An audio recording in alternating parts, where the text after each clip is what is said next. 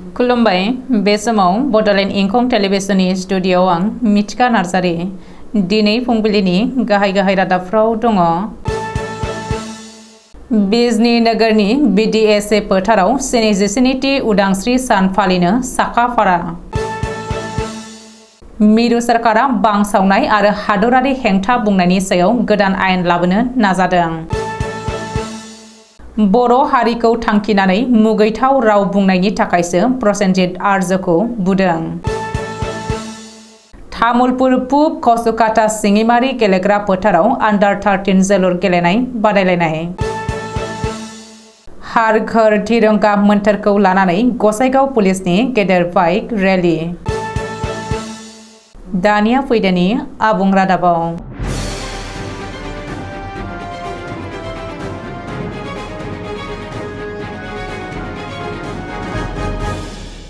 चिरां जिल्लानि बिजनी महकुमा खुंथायनि बानजायनायाव भारतनि 47थि उदांस्रि सान फालिनो साखाफारा जाबाय।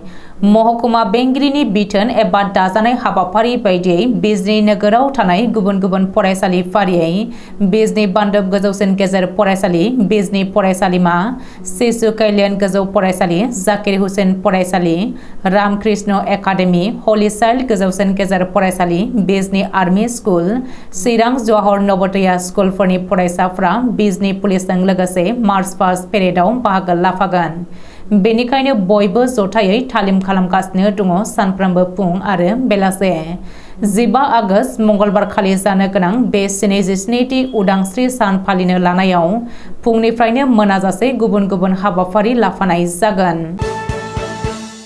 मिरु सरकारनि नखर बिफाना आथिखालाव इन्डियान पेनेल क'डनि माखासे IPC धाराफोरखौ सोलाय-सोल' खालामनो माखासे दाय मावनाय जेरै हादरारि हेंथा, बांसावनाय, उन्दै हिनजावसाखौ जिनाहारि खालामनाय बेफोर गासैनिबो सायाव गोदान आयेन बानायनो बिल पास खालामनो नाजादों।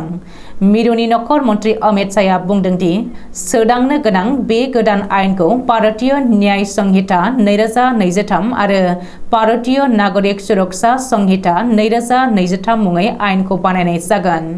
नखर मन्त्रि अमित शाहआ लवार हाउसआव बे गोदान आयेननि बिलखौ लाबोजेनदों। बे गोदान आयेन बायदिब्ला हादर बेरेखा बुङोब्ला जोबथेसालिनि जिउनां साजा मोनगोन।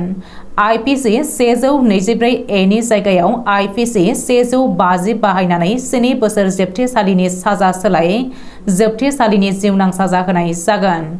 बेनि अनगायैबो सोरबाया उन्दै बैसोनि हिनजावसाखौ जिनाहारि खालामोब्ला जोबथेसालिनि जिउनां साजा मोनगोन आरो दोलोआरि जिनाहारि खालामोब्ला 20 बोसोर साजा मोनगोन।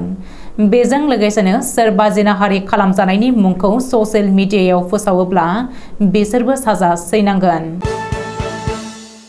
बर' हिनजावसाखौ जिनाहारि खालामनानै फानगोन होननानै बुंनानै हुमखि होदोंमोन प्रसेनजित आर्यआ, जायनि जाहोनाव दायनिगिरि साजायजानाय 2 लाइमोना खौरां मेलनि गेजेरजों खेंफेरथि होदों।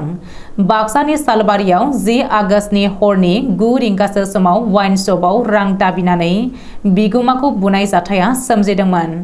बेखौ लानानै रबिबारखालि 12 रिंगासो समाव NC वाइन शपनि मालिक प्रसेनजित आर्यनि जाबायदि बुंनायनि राव बेनि सायाव 2 लाइमोन हिरनजित बर' आरो नितन बर'आ गोख्रों खेंफोरथि होदों खौरां मेलनि गेजेरजों।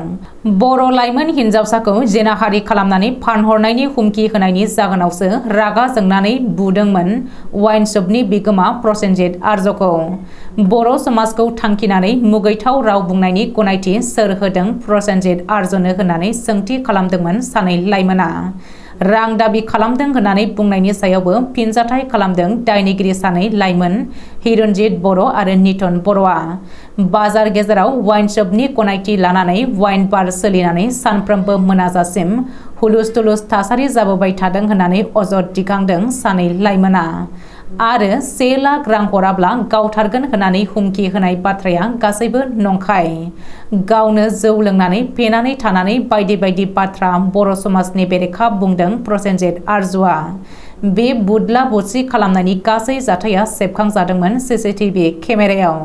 जाथायनि सायाव प्रसेनजित आरजुआ पुलिसनो एजाहार होनायनि उनाव मैया दायनिगिरि सानै लाइमोना खौरां मेल लिंनानै गिख्रंथाव खौरांनि गेजेरजों मिथिहोयो वाइन शप बिगुमानि हेंथायै। दायनिगिरि सानै लाइमोना अजद दिखांनाय बायदिब्ला वाइन शपनि बिगोमा प्रसेनजित आरजुआ जौ लोंनानै फेनानै बायदि मुगैथाव राव बाहायदोंमोन सानै लाइमोननि सिगाङाव। बर' हिन्जावसाफोरखौ जिनाहारि खालामनानै फानगोन होननानै प्रसेनजित आरजुआ मुगैथाव बाथ्रा बुंनायाव रागा जोंनानै बुदला बुसि खालामदों होननानै बुंदों। मख'नो गोनांदि बे समाव फारनैथिंनिफ्रायबो सालबारि थानायाव एजाहार होनाय जाबाय। दुलाराय बर' फरायसा आफादनि मिशन बड'फा गोजोरथियारि सोलायनाय मावथांखिखौ बिथा खालामनानै तामुलपुर जिल्ला दुलाराय बर' फरायसा आफादा मैया 13 बोसोर बैसोनि सिंनि जोलुर बादायलायनायखौ पुब कसुकाटानि सिङिमारि गुदि फरायसालिनि गेलेग्रा फोथाराव सानसेनि हाबाफारिजों खुंफुङो। तामुलपुर जिल्ला दुलाराय बर' फरायसा आफादनि लोगो आफादगिरि फुकन बर'आ मासि लानानै दैदेननाय जोलुर बादायलायनायखौ बेखेवनानै होयो मिरु दुलाराय बर' फरायसा आफादनि बुंथिगिरि अबिद नार्जारिया। बेखेवनाय हाबाफारिजों लोब्बा लाखिनानै लाखिनाय बिबुंथियाव बिथाङा एबसुनि मिशन लानानै खामानि मावनायनि सायाव गुवारै बिबुंथि लाखिनानै जारिमिना मोनहास'यै समनिफ्रायनो बर'फ्रा नारें जुमब्राखौबो फुटबल महरै गेलेबोदों होननानै फोरमायदों।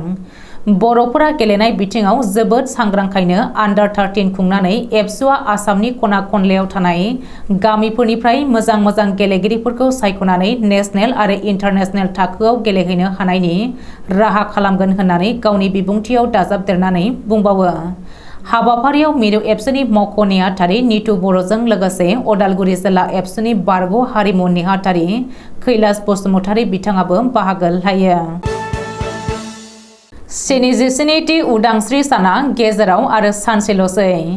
दानिफ्रायनो हादोरनि जेरावबो उदांस्रि साननि हांखुर जानायखौ नुनो मोन्दों। आजादी का अमृत महोत्सवनि गेजेरावनो मैया हर घर तिरंगा आरो मेरा मिट्टी मेरा देश मोन्थोरखौ लोब्बा लानानै मैया गसाइगाव महकुमा पुलिसनि बानजायनायाव मोनसे गेदेर बाइक रेलि खालामदों। महकुमानि गासै पुलिस आरो बिडिपिफोराबो बे बाइक रेलियाव बाहागो लादों। हाबाफारिखौ दैदेननो गसाइगाव महकुमा पुलिस बेंगिरि हिरेन कुमार डेका आरो गसाइगाव थानानि असि अमरज्योति बायलुं बिथांमोना गसाइगावनिफ्राय लानानै कसुगाव, सराइबिल, खासियाबारि, जारागुरि जानानै सिमालटापु आरो गसाइगावसिम गोबां बाइक सालायनानै रेलि खालामनायखौ नुनो मोन्दों। दिनै फुंबिलिनि रादाबा एसेनोसै। गोजोन्थों।